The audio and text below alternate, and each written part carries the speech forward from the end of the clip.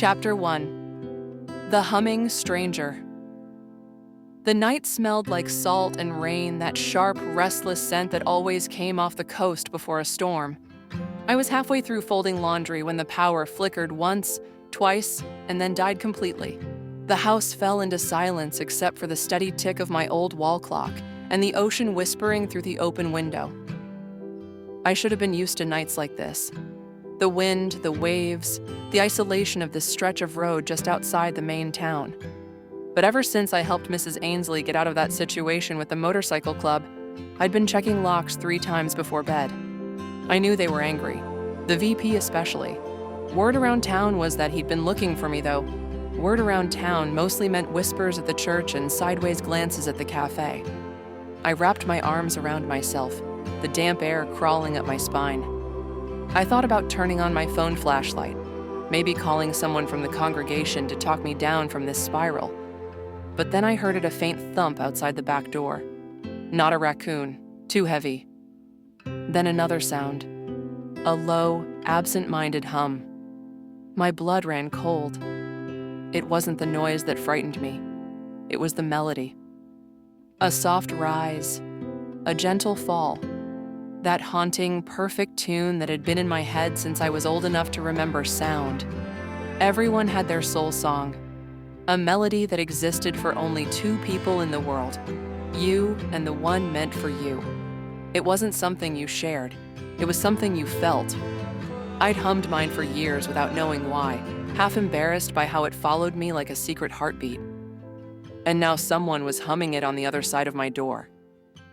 I froze. My first thought wasn't romance or fate, it was survival. The door handle jiggled. A man's voice murmured something under his breath, low and rough. Then the door creaked open, and he stepped into my kitchen like he owned the place. He was tall, not the lanky kind, but solid, military solid. Broad shoulders under a black hoodie, dark hair damp from rain, boots silent on the floor. His face was shadowed, but I caught the gleam of a small scar running from the corner of his mouth down his jaw. He looked like trouble that had seen worse days and survived them anyway. "Who are you?" I blurted, clutching the edge of the counter like it might anchor me. "You're breaking into the wrong house." He tilted his head, his voice calm, almost lazy. "You sure about that, sweetheart?" Every instinct screamed run, but something in his tone stopped me. Smooth, controlled, like he'd been trained to talk people down. My eyes darted to the drawer where I kept the kitchen knives, but before I could move, his gaze followed mine. One sharp shake of his head. "Don't." He said it softly, and I didn't. He took a few slow steps forward, the faint hum escaping him again. My song, the same haunting pattern I'd carried all my life. My breath hitched, and for a heartbeat, I forgot fear altogether. Why are you humming that?" My voice cracked. "That song." His eyes, blue-gray and unblinking, fixed on me. "So you hear it too?" I didn't answer, couldn't. He looked around my small kitchen, scanning exits, shadows, the corners where someone might hide. The movement was too precise to be casual, military, or something close. Then he looked at me again. "You're Vicky Saunders." It wasn't a question. I nodded once, slow. "If you're here because of Mrs. Ainsley, I don't know where she is. I just helped her get to a shelter." He sighed, the kind of sound that came from deep inside a man who'd seen too much. "Not here for her." "Not exactly."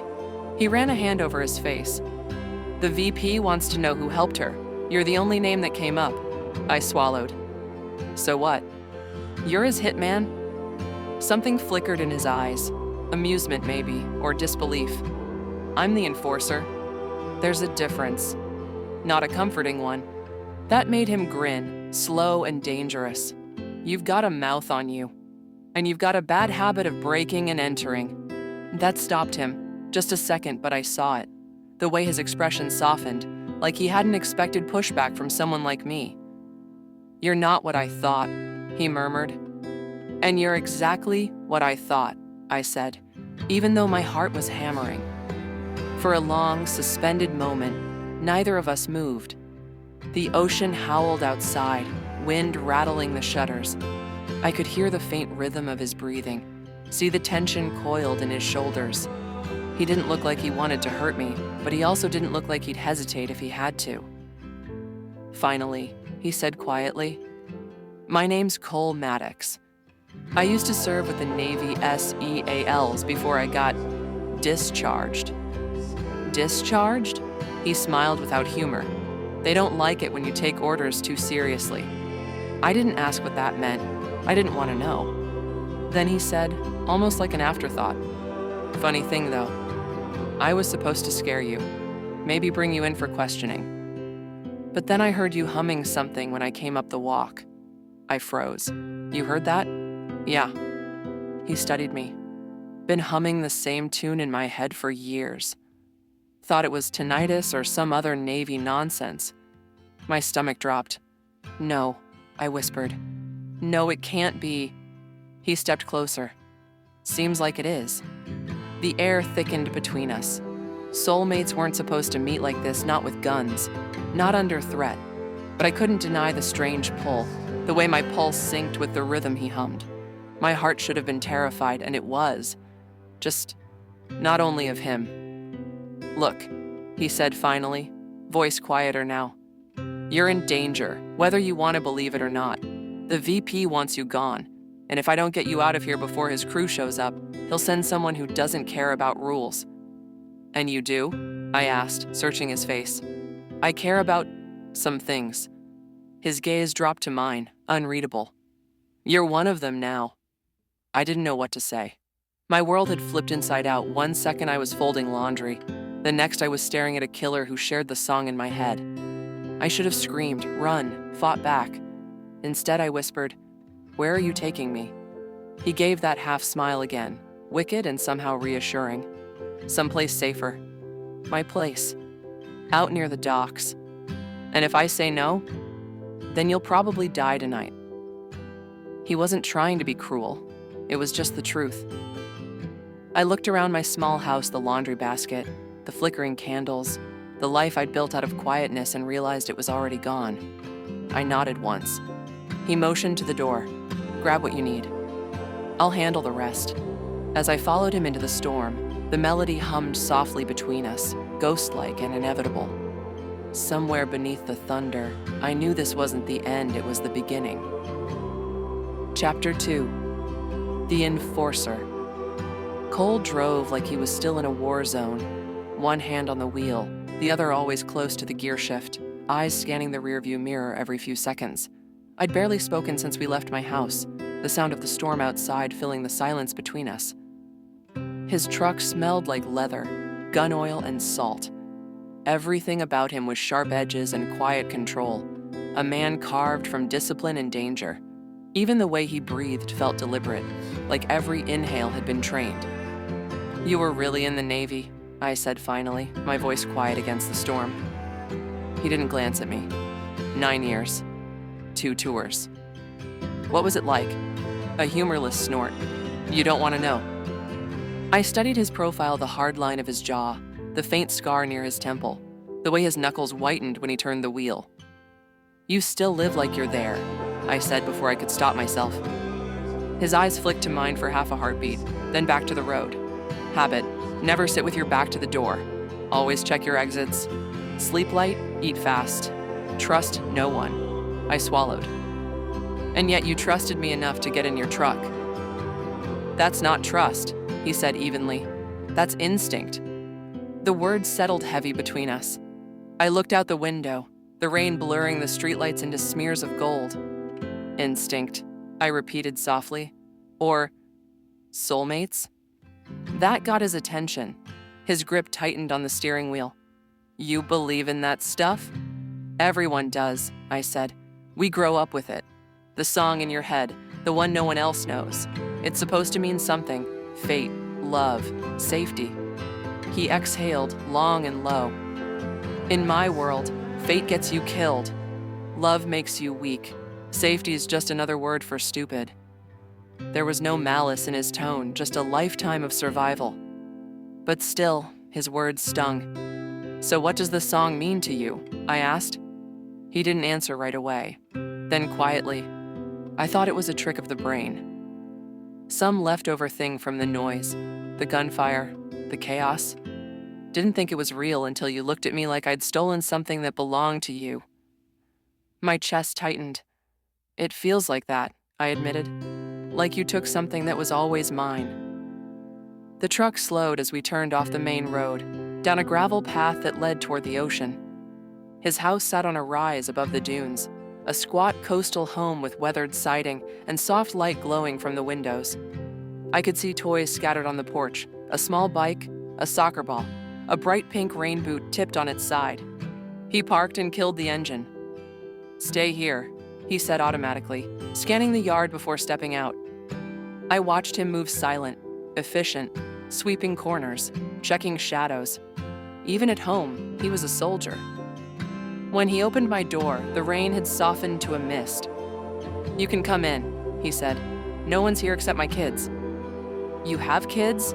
I blurted before I could hide my surprise. He gave a small shrug. "2. Carter's 8. Lila's 5. Their mom's gone." "Gone?" "She didn't want this life." His voice dropped, softer, almost sad. "Can't blame her." The inside of his house wasn't what I expected. It was lived in. The faint smell of pancakes and crayons clung to the air. The living room was filled with mismatched furniture and a wall covered in the kids drawing stick figures, rainbows, what looked like a motorcycle with hearts for wheels. A family drawn in crayon, a man, a boy, a girl. And now, as I realized, a missing fourth figure. Before I could speak, 2 small footsteps thundered down the hall. A little girl with wild curls launched herself at Cole's leg, her laughter echoing. "Daddy."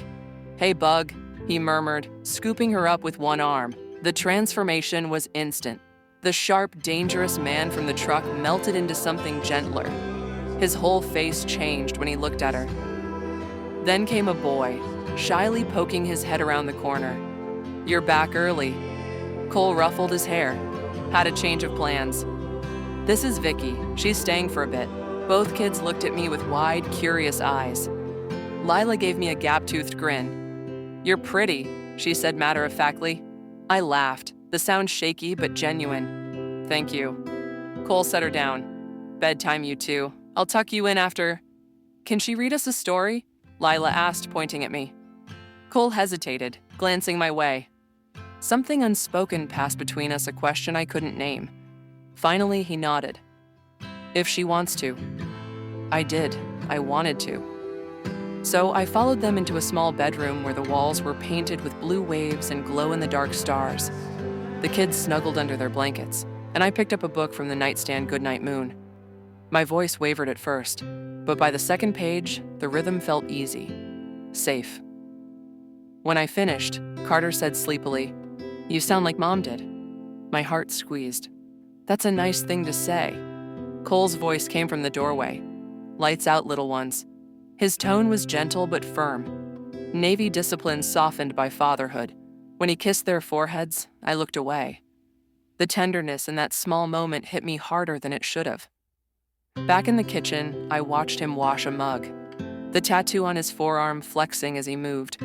His whole body spoke of control, measured, steady. But there were ghosts behind every motion, habits from a life that never let him rest. "You always clear the rooms like that?" I asked quietly. He nodded, never stopped. "Hard to unlearn things that keep you alive. Must be exhausting." He gave a small shrug. "Peace feels wrong after a while. Too quiet." I understood that more than I wanted to admit. The silence after fear could be its own kind of noise. He dried his hands, then leaned against the counter. "You did good with them." "They liked you?" "They're easy to like." I hesitated. "You're different with them." "Yeah." His smile was faint. "They're the only thing I didn't screw up." I didn't know what to say to that. I just looked at him, this man who could kill without blinking, but also kissed his daughter's forehead like she was glass. After a long pause, I asked, "Do you think soulmates are supposed to fix each other?" He looked at me, eyes sharp, unreadable. "No," he said finally. "I think they're supposed to see what's broken and stay anyway."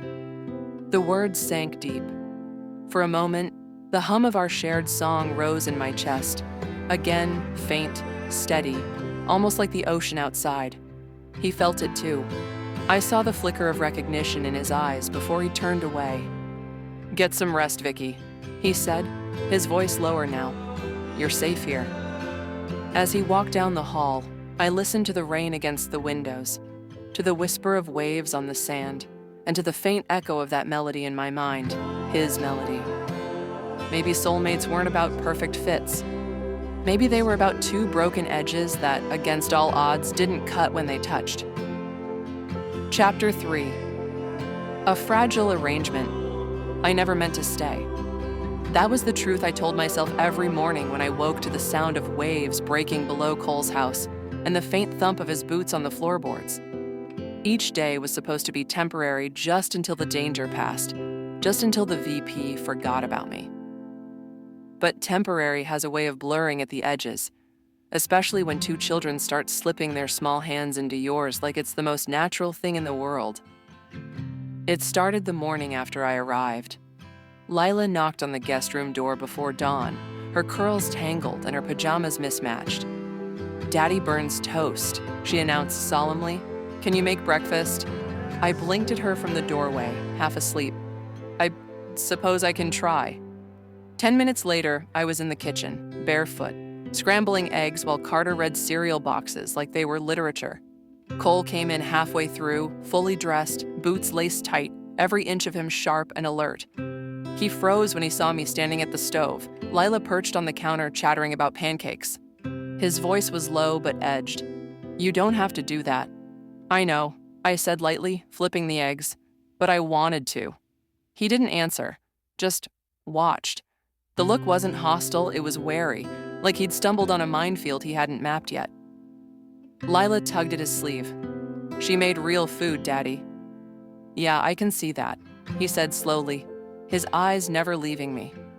The kids devoured breakfast like it was a holiday meal. Carter asked if I could pack his lunch like this every day, apparently.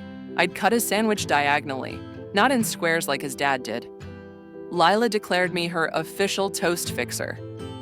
By the time Cole finished his coffee, there was laughter where silence had always lived. When he stood to leave, he said quietly, "You don't have to stay with them all day.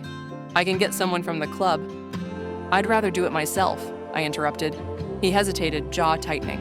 "It's not your job, Vicky." "I know," I said, softer this time, "but they like having someone here. And I like it too." His eyes flicked to the kids, who were now arguing about which seashell looked most like a heart. Something passed across his face, a flicker of conflict, gone too quickly to read. He just nodded once, curtly, and left for the day. By the end of the week, I knew the rhythms of his house better than my own. Carter liked his grilled cheese with extra butter and always left his socks under the couch. Lila insisted on a bedtime story every night, sometimes two. Cole came home late, always silent at first, as if shaking off whatever blood or business the day had demanded of him. He was still every inch the soldier checking locks, scanning shadows, sleeping light. But when he looked at his children, something inside him softened, even if he didn't notice it himself. And sometimes, when he caught me reading to them, I could see the struggle in his eyes, admiration and discomfort all tangled together. One night after the kids were asleep, I found him outside on the porch, sitting in the dark with a beer in his hand and the sea wind whipping his hair. "Couldn't sleep?" I asked quietly. He didn't look up. Never do. I sat down beside him, tucking my knees to my chest. "Because of the Navy?" "Because of everything after," he said. "The noise doesn't stop just because you leave the field." For a long moment, we just listened to the waves. Then in the dark, he said, "They're getting attached to you."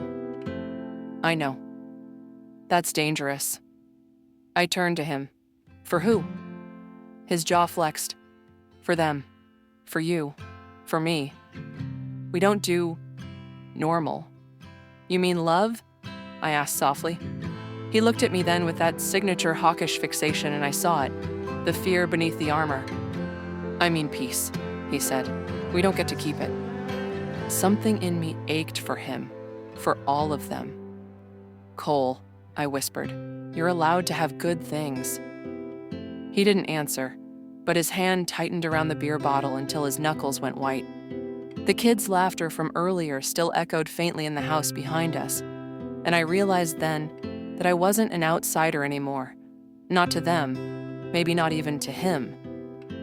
But I still felt like one, because what I wanted wasn't just safety. It was belonging. And belonging here scared me more than the VP ever could.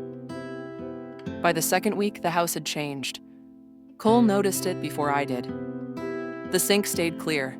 The kids' drawings now included me a stick figure with a messy bun and a smile, holding hands with them on a bright blue beach. Lila had started calling me Miss Vicky less and just Vicky more. Carter, ever the quiet one, left a seashell on my pillow one night with a note that said for luck. And Cole? Well, Cole had become restless. He wasn't unkind. If anything, he was too careful. He'd retreat to the garage or take longer runs along the shore, as if distance could drown the things he didn't want to feel. But I caught him watching us sometimes, the way his gaze lingered when I brushed Lila's hair or helped Carter with homework. The way his throat worked when the kids hugged me goodnight. It made him uncomfortable, and maybe that was the point. He'd spent years building walls from discipline and violence. Now I'd walked in with pancakes and bedtime stories and somehow cracked the foundation. One afternoon, while the kids played in the sand out back, I asked him something I'd been afraid to say aloud. Do you think the song means we're supposed to fall in love?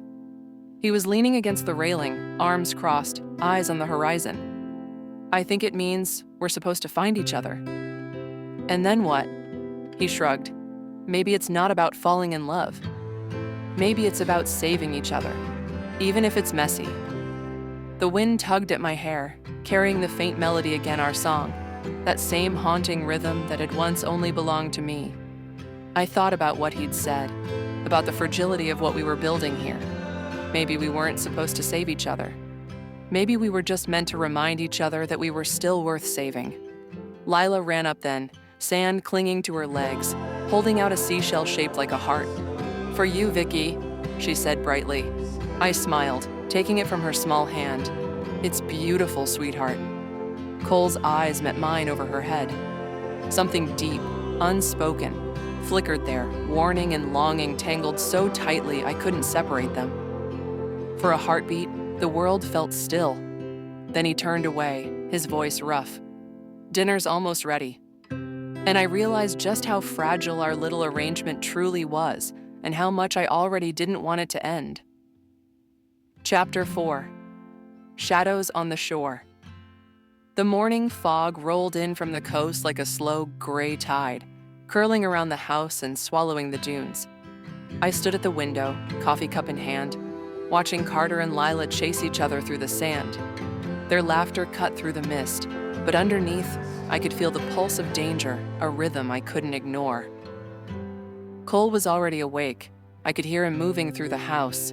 Soft boots, the quiet click of the kitchen light, the faint scrape of a chair. Not just moving, I realized observing. Every action deliberate, every motion measured. He appeared behind me without a sound. They're up early, he said, voice low, almost a growl. They always are. I turned and his eyes were already scanning the horizon, the dunes, the edges of the property. What are you looking for? I asked, though I already had a hunch. Patterns, he said, movements, timing, anything that seems out of place. It was incredible the way he did it. I'd noticed small details before: a bent blade of grass, a shadow that didn't match the fog, the kids' toys slightly out of place. Cole caught them all. Everything was cataloged in that sharp mind of his. He had trained to survive in chaos. Now he trained to protect. I followed him silently as he moved to the porch. His eyes swept across the beach like he was reading the sand for secrets. Morning is when most people are careless, he murmured. They think the world's asleep. That's when mistakes happen. Mistakes. I swallowed. He was talking about the VP, the crew, the people who wanted to see me gone. I stepped closer. Do you ever relax? He glanced at me, one corner of his mouth twitching. I relax when I sleep. Even then, his gaze softened briefly at the children laughing below. Sometimes not enough. I realized then that this was him, the lethal enforcer, the Navy SEAL, the man who could read the patterns of war, and yet the man who would bend himself around two small children to keep them safe. Later that morning, we walked the perimeter. He had me notice the small things. Footprints in the sand, marks in the grass, a shell that had shifted from its place on the porch railing. Details matter, he said. Everything tells a story if you know how to look. It was exhausting to watch, but I couldn't look away. He was meticulous in a way that fascinated and unnerved me. The way he memorized the sound of the wind shifting against the roof, the patterns of gulls above the water, the subtle tension in the kids' voices when they were playing. He noticed everything. Nothing escaped him. You could teach me, I suggested, half joking, half awed. He didn't respond immediately. Then, with a slow shake of his head, you'd rather keep your peace. I'm not sure I have much of that left, I whispered. He didn't answer. He never had to. He simply scanned the dunes again, and I saw the lethal focus in his stance, the same intensity he'd brought to every mission, every danger he'd faced. But now it was for us, for me, for them. The VP's presence, though unseen, made itself felt in the smallest ways. A phone call with static, the sound of a truck idling too long at the edge of town, a delivery left unclaimed at the local market. Cole noticed all of it. One afternoon, he sat in the living room with a notebook open, marking patterns. I watched from the doorway. He had diagrams, times, possible approaches, even contingency plans for what might happen if someone tried to breach the house. You're thorough, I said, voice soft, almost afraid I'd break the rhythm of his mind. He looked up, eyes scanning mine like he was measuring trust. I have to be. They're not just after you. They're after everything connected to you. The words carried a weight I couldn't ignore. Every detail of my life, every habit, every person I'd helped, every quiet corner of my past mattered to him. Cole's meticulousness wasn't obsession. It was devotion. And yet, there was something terrifying in it too. He saw everything, noticed everything, and I felt small in comparison, vulnerable, but also drawn. That evening, we had a rare, quiet moment. The kids were playing in the sand until Lila came running up, scraped knee and all. I knelt to help her clean the cut, murmuring gentle reassurances. Cole appeared behind me, watching. Not hovering, but present. Every subtle shift in his posture screamed alertness. He never touched me, never needed to, yet his presence was a shield invisible, but impenetrable. Stop being so gentle, he said quietly, almost teasing, though his eyes betrayed worry. I smiled despite myself. I can't help it. He shook his head. It'll get you killed. Or keep me alive, I muttered. And for a moment, I thought he might smile. But he didn't. He simply turned back to the dunes, eyes scanning, calculating, always calculating. I watched him for a long time. The man could kill, manipulate, charm, and survive. He could track 100 small details others would miss. And yet, he chose to focus all of that on keeping us safe. It was terrifying. It was exhilarating. And it made me ache in a way I didn't fully understand. That night, after the kids were asleep, I lay in the guest room and listened to the ocean. I thought about the legend of soulmates, how the song we shared had drawn him to me, how fate had intertwined our paths in the most dangerous way possible.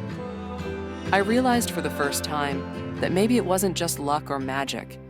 Maybe it was Cole's meticulousness, his attentiveness, his discipline, his entire being that had always been preparing him for this, preparing him to find me, protect me, even if neither of us knew what that meant yet. And maybe, just maybe, it meant that I belonged here, with him, with the children, with all the chaos and danger swirling around us. I closed my eyes and let the melody in my head rise, soft and steady, joining his the first time I felt it truly in harmony with someone else. A warning in the darkness, yes. A song of fate, and quietly, a promise. Because shadows were moving closer on the shore. But with Cole watching, I thought, maybe I could survive them. Chapter 5. The storm breaks. The night was alive with wind and rain, lashing against the windows like it wanted to batter the house down. The kids were asleep at least. I hoped they were, and I was just settling into the guest room when I heard it. The faint crunch of tires on gravel. Too slow, too deliberate. I froze, every instinct screaming. Then another sound. A door rattling in the distance, muffled voices. Someone had found the perimeter. I ran to Cole's room, my voice trembling. "Cole, they're here." He was already moving, silent and precise, his eyes opening just enough to assess me before he grabbed his tactical vest from the chair. In seconds, he was a storm of lethal calm, checking the doors, double-locking the windows, scanning shadows, and mapping the house like a blueprint in his head. Navy precision, instinct honed over years. "Stay behind me," he said, voice low, clipped. "Lock the guest room door and get Carter and Lila." Now, I obeyed, fumbling but fast, opening the kids' room and shaking them awake. "Time to go, sweethearts," I whispered. Lila blinked, groggy, but Carter instantly understood the tension in my voice. The kids followed me, holding their favorite stuffed animals, their small hands clinging to mine. Cole was already at the hallway, crouched, eyes darting to every shadow, every sound. He moved like a predator, calculated, unstoppable. Each footstep, each breath, each flick of his eyes cataloging the environment for threats. My heart hammered, but I couldn't tear my eyes away. "They're going to break in," I whispered. "They won't," he said, voice steady. But there was no arrogance in it, only certainty. And I knew from the way his fingers flexed on the doorway frame that he meant it. The first crash came almost instantly. A window on the far side of the house shivered, then splintered under a crowbar. Cole moved like lightning, silent and unrelenting, intercepting the intruder before he could take another step. There was a grunt, a muffled thump, and then silence until another figure lunged from the shadows. Cole didn't hesitate. He was everywhere at once, trained to read movement, anticipate attacks, and neutralize them before they happened. Navy SEAL instincts, honed to lethal perfection. He struck with precision, disarming one man and using his body weight to throw another across the room. It was brutal, efficient, terrifying. I grabbed the kids and pulled them behind the kitchen counter, trembling. "Stay down," I whispered, though I couldn't keep my voice steady. Through the chaos, I saw him calm, relentless, a dark force moving to protect us. Every small detail he'd noticed over the past weeks, the uneven floorboards, the cracked window, the footprints outside guided him. He was in his element, and the storm inside and outside mirrored it. "Mommy?" Lila whispered, her small hand clutching mine. "It's okay, Bug. Daddy's got us," I said, more for myself than her. Cole caught my eye from across the room. For a heartbeat, the world paused, and I saw something raw in him. Protection, devotion, an unspoken promise. Then he was gone again, moving through the house with a lethal rhythm, striking and subduing intruders with a precision that made my stomach twist. The fight was over almost as quickly as it began. The men lay unconscious or fled into the storm. Cole surveyed the scene, meticulous even in victory, checking every door, every window, every corner. His chest heaved slightly, not from fear but from exertion, from discipline, from responsibility. I ran to him, gripping his arm. "Are they gone?" "They won't come back tonight," he said, voice low, almost soft now, the edge gone but the intensity still there. "We're not safe until the VP is neutralized." I followed him back to the kids' room, where Carter and Lila were trembling but unharmed. Cole knelt, checking each of them carefully, smoothing hair from their faces, whispering reassurances. Even in the aftermath, his attentiveness was meticulous, every bruise, every tear, every heartbeat noted. I realized then why the kids loved him so completely. He was relentless in danger, but tender in safety. The contrast was almost unbearable to watch the same hands that could strike lethal blows also tuck them into bed, kissed their foreheads, whispered soft reassurances. Carter looked up at him, eyes wide. "You scared them off, Daddy?" Cole's jaw flexed. "They're not coming back tonight. You're safe." "Thanks, mister," Lila said, hugging his neck. Cole stood, moving back toward me. For a moment, his gaze lingered.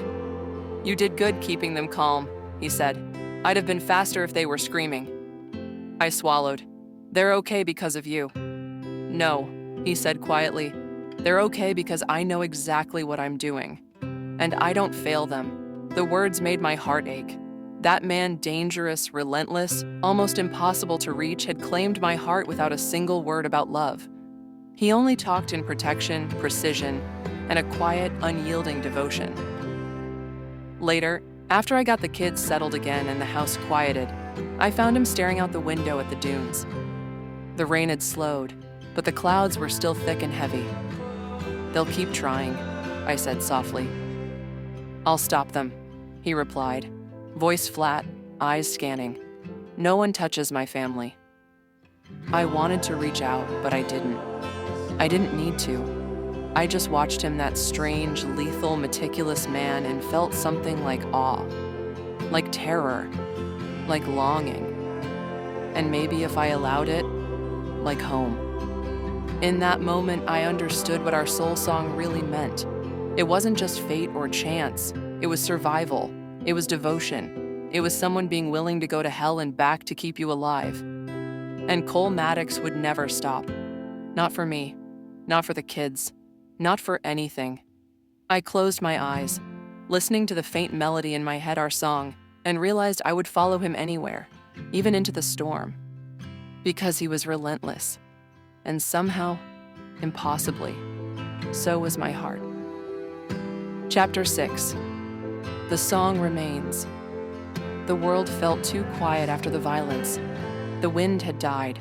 The waves rolled soft and steady, brushing the shore like a heartbeat that refused to stop. I stood in the doorway of Cole's house, watching the morning light touch the sand. It was strange that something so ordinary could exist after a night like that. Cole was on the porch, sitting on the steps, elbows resting on his knees. The kids were still asleep, exhausted after the chaos, their small breaths steady. I took a mug of coffee out to him, setting it beside his boot. He didn't look up right away. His eyes were distant, the same sharp blue they always were, except now there was something haunted beneath them. "They're gone," he said finally. "The president called. The VP's out, stripped of his patch, excommunicated. He's done." I sat beside him, the boards cool under my bare feet. "That's good, right?" He didn't answer. He rubbed a hand over his jaw, a habit I'd noticed when he was thinking too hard or trying not to say something heavy. "You did it," I said softly. "You protected them. You protected us." His jaw flexed. "I was supposed to protect them before it even got that far." "Cole," I whispered, but he shook his head. "I know how this works, Vicky. You don't let danger get that close to your family. You don't let anyone breach your perimeter. You stop it before it starts." His voice was quiet, almost detached, but I could hear the weight in every word. I reached for his hand, calloused, warm, heavy, and squeezed. "You can't control everything. You did what you had to do." He stared out at the waves. "That's what I always do." There was something in his tone that made me ache. For the first time, I saw not just the enforcer, not just the soldier, but the man beneath the armor. A man who'd lived his life on alert, never letting the world soften him because softness got you killed. He turned finally, eyes meeting mine. "You're not scared of me." It wasn't a question, but I answered anyway. "No. Even after what you saw last night." I hesitated. I should be. But I'm not.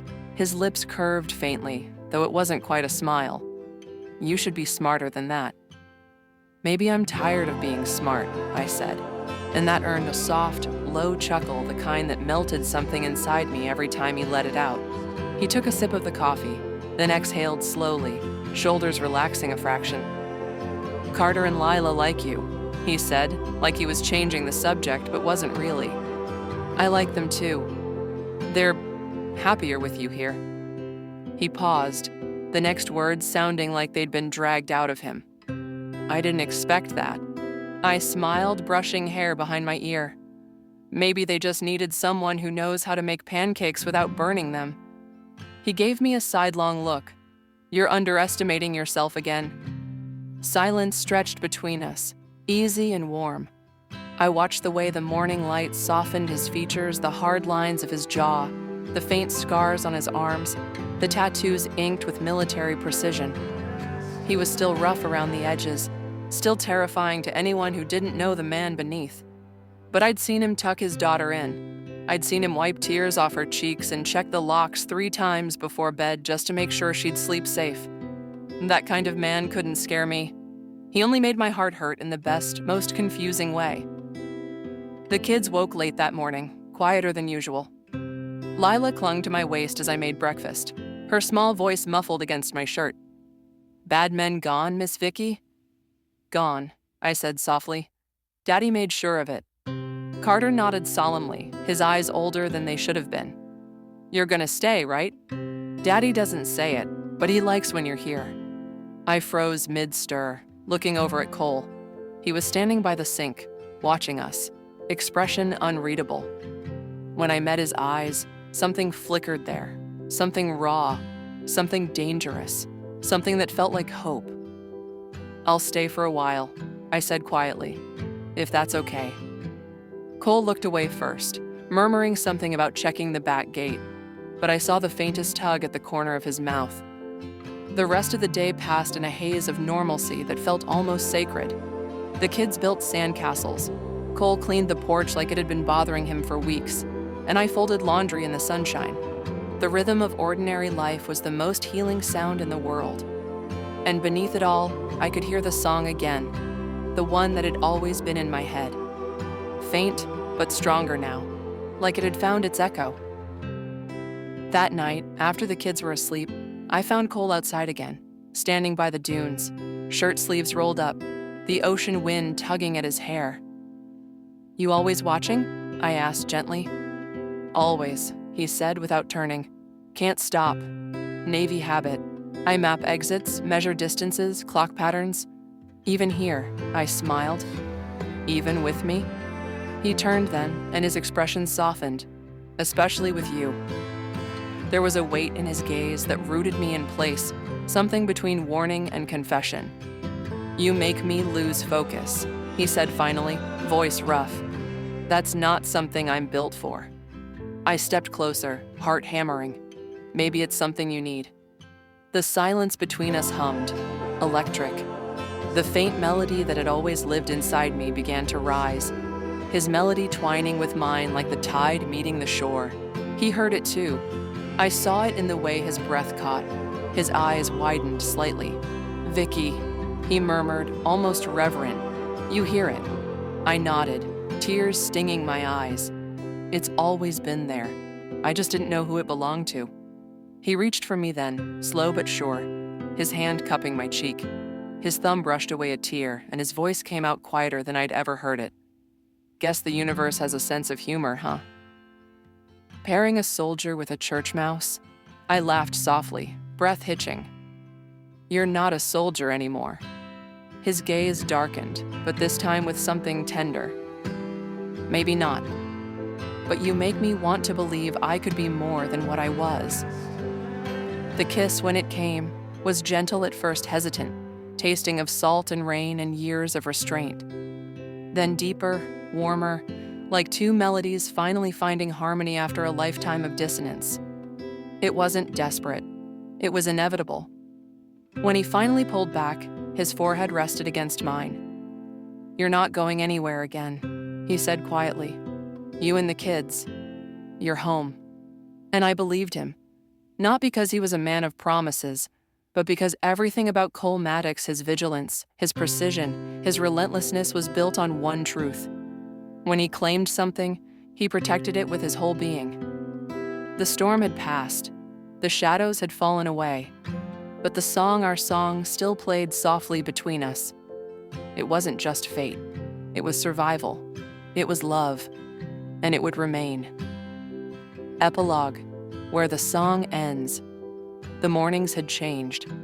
No more alarms blaring or fear curling in my chest at every unfamiliar sound. Just sunlight spilling through gauzy curtains, the steady crash of waves, and the faint smell of coffee from the kitchen. Cole had been up since dawn as always.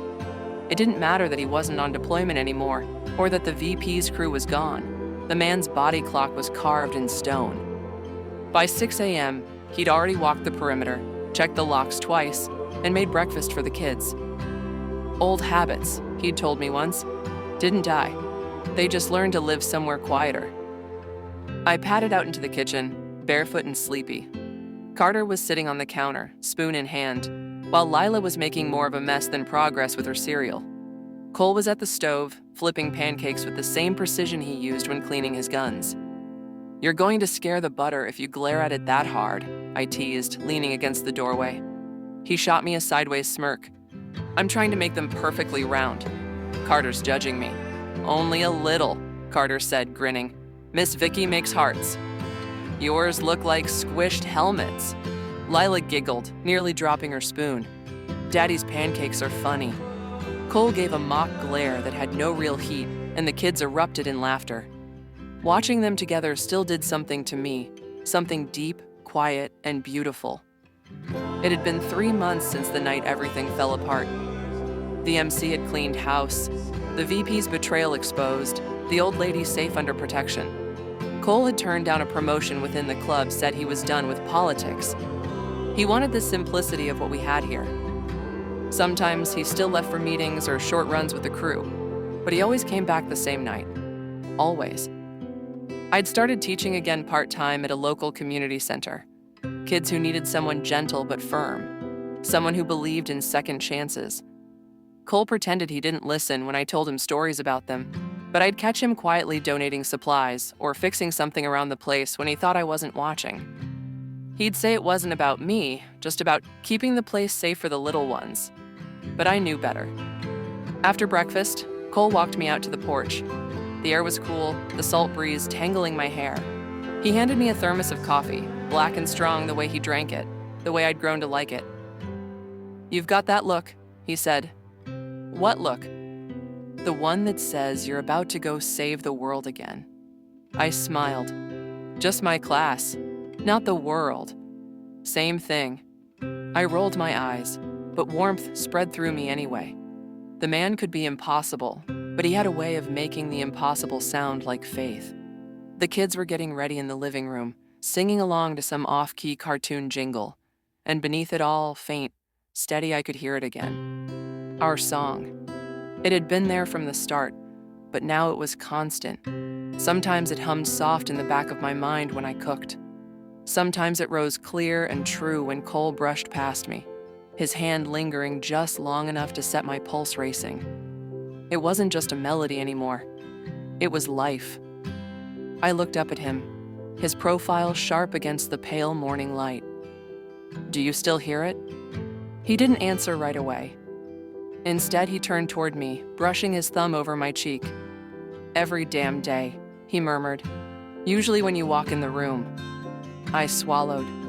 "You ever wonder why us?" "All the time." His gaze softened. "But then you start talking too fast, and the kids start laughing, and it stops mattering." I laughed quietly. "You're impossible." He leaned in closer, voice low. "Yeah, but I'm yours." That still undid me, every time the quiet certainty in his voice, the steadiness behind the words. Cole Maddox didn't make declarations lightly. When he claimed something, it wasn't a passing sentiment. It was a vow. Later that afternoon, we walked along the beach together. The kids ran ahead, collecting shells and shrieking when the waves chased their ankles. Cole's hand brushed mine, a simple, easy gesture that felt more intimate than 1,000 words. "This place suits you," he said. "The quiet. The light. It suits you too," I replied. He chuckled low. "Not what most people would say about a guy like me." I looked up at him. "Most people don't see what I do." He didn't answer, but his hand tightened around mine. A gull soared overhead, and somewhere in the distance, church bells rang soft, faint, familiar. For a second, it sounded like the echo of that song again, the one that bound us before either of us knew what it meant. I stopped walking and turned to him. Cole? Yeah? When we first met, I thought you were here to kill me. He huffed a laugh. You weren't wrong. That was the plan. But you didn't. His expression shifted something between guilt and tenderness. Couldn't. You started talking, and it didn't sound like noise. It sounded like... Something caught in my throat. That's when you heard it, wasn't it? The song. He nodded. Didn't believe in it before you. Thought it was just something people told themselves so they wouldn't feel alone. And now? He looked at me for a long moment, wind tugging at his hair, ocean light in his eyes. Now I think maybe the universe knew I needed someone to stop me before I went too far. Someone to remind me what peace sounds like.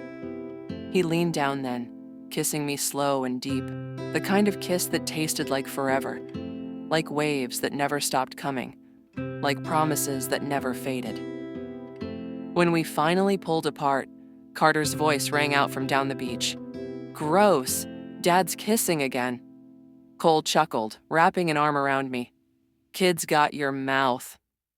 I laughed through the warmth rising in my chest. And your attitude. God help us, he said, smiling for real now. That night, after the kids were asleep, I found Cole sitting by the window, sketching in a small notebook, not plans, not tactics this time. Just a few rough pencil lines of the ocean, the house, and two little figures chasing waves. You draw, I said softly. Used to, he murmured, closing the notebook. Stopped after the service. Started again when you moved in. Why?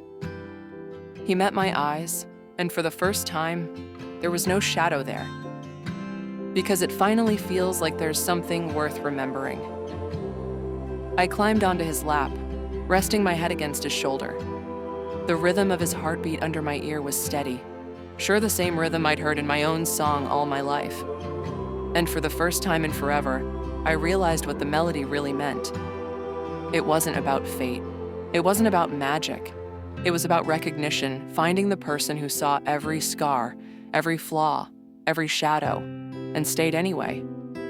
Cole's hand traced slow circles on my back. You still think I'm rough around the edges? He murmured. I smiled against his chest. A little. He kissed my hair. Guess you'll just have to keep smoothing them out. Guess I will. Outside, the ocean whispered against the shore, eternal, unending. The song hummed quietly between us, soft and sure, no longer searching.